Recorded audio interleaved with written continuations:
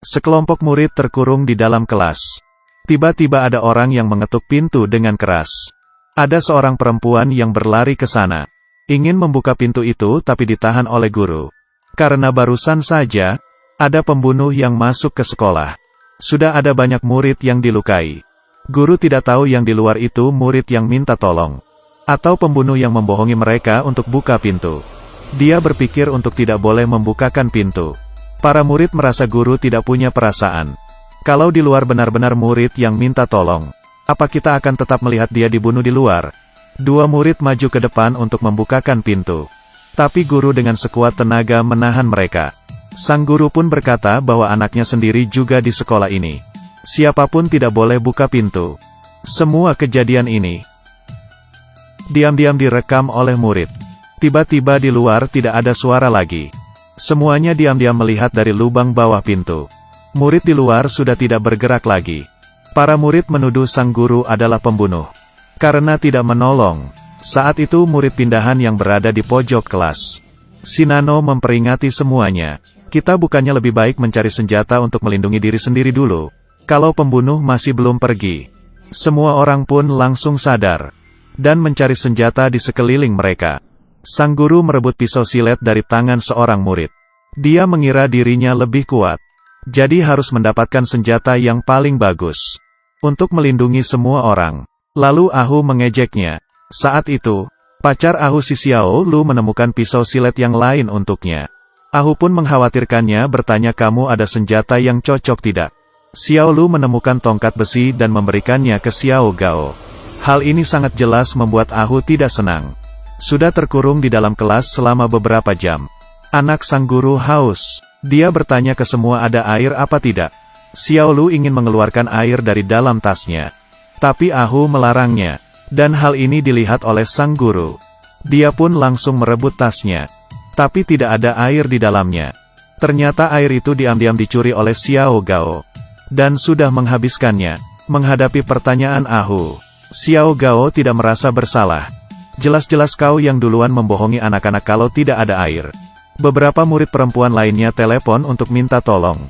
Tapi sinyal ternyata sangat jelek sehingga tidak bisa terkoneksi. Saat itu Nano berkata, HP-nya sendiri, menemukan informasi tentang pembunuh.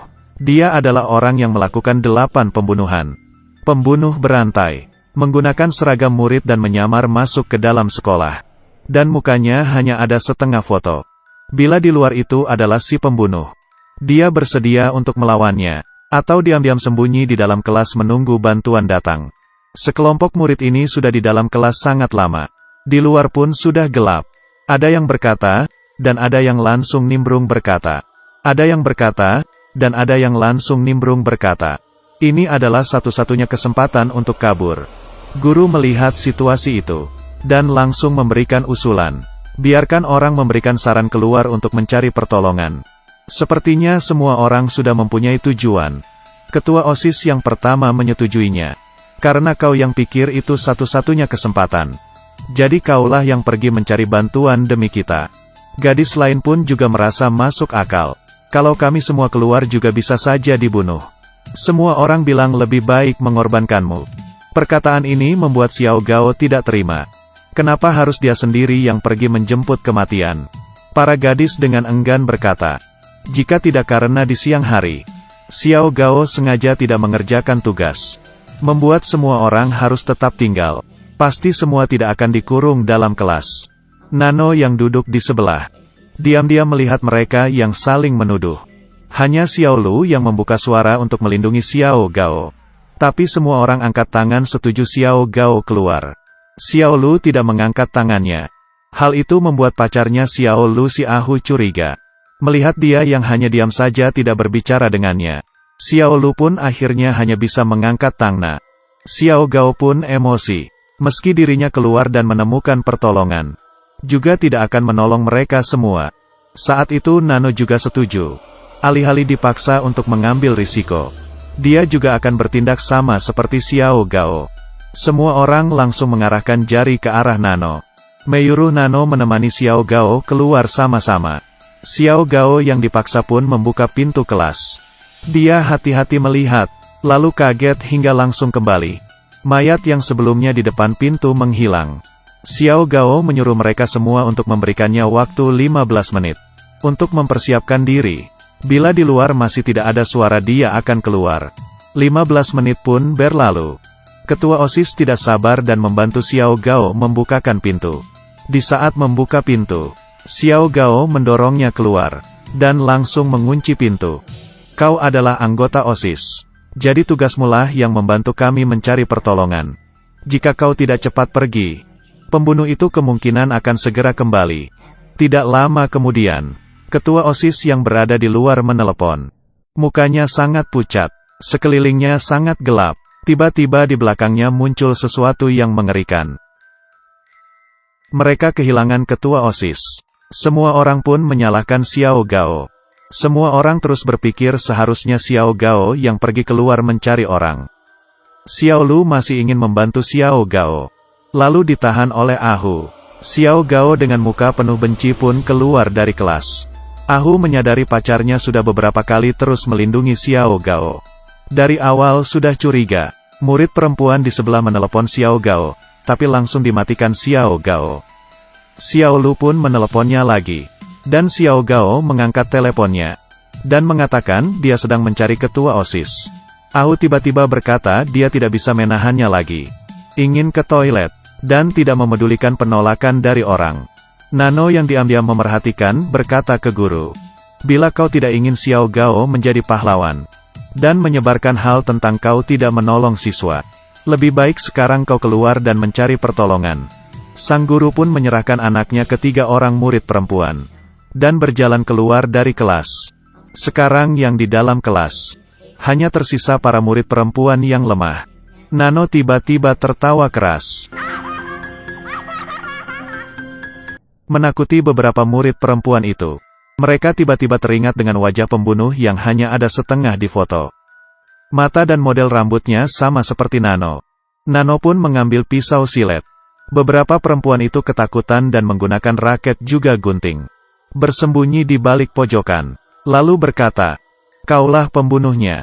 Aku memangnya mirip dengan pembunuh. Benar-benar suatu omong kosong. Mereka merasa masuk akal. Ketawamu tadi, mau gimana pun dijelaskan juga tidak berguna. Beberapa orang ingin menyerang Nano. Dan hanya gadis kecil yang berkata, di saat orang luar dibunuh. Kakak ini jelas-jelas di dalam kelas bersama kita. Nano pun langsung menepuk tangannya. Dan di saat itu mereka semua mendengar suara teriakan Xiao Gao. Gadis kecil juga mengkhawatirkan ayahnya. Mereka bergandengan tangan berjalan keluar kelas. Seorang gadis menyuruh Xiao Lu untuk menelepon Xiao Gao. Xiao Lu pun senang, mengira mereka mau menolong Xiao Gao bersama-sama. Siapa sangka setelah mereka tahu posisi Xiao Gao. Itu tandanya mereka tahu posisi pembunuh. Kita harus berjalan ke arah yang berlawanan. Tapi Xiao Lu sengaja membawa semuanya ke arah posisinya Xiao Gao.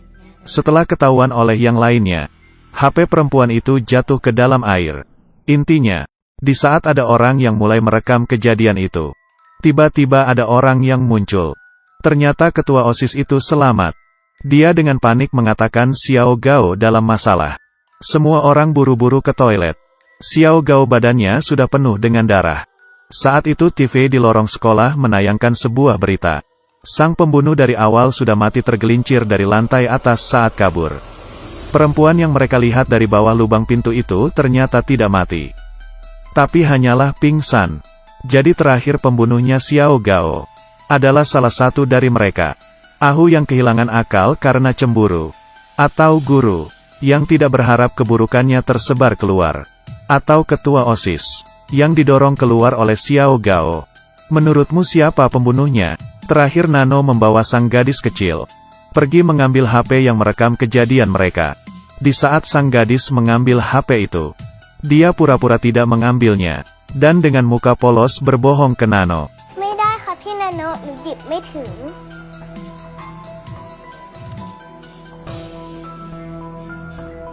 น้องแตงเนี่ยเชื่อไม่ทิ้งแถวเลยนะคะ อีกหน่อยก็มาสมัครเป็นเด็กใหม่ที่โรงเรียนนี้สิ น้องแตงน่าจะเข้ากันได้ดีกับทุกคน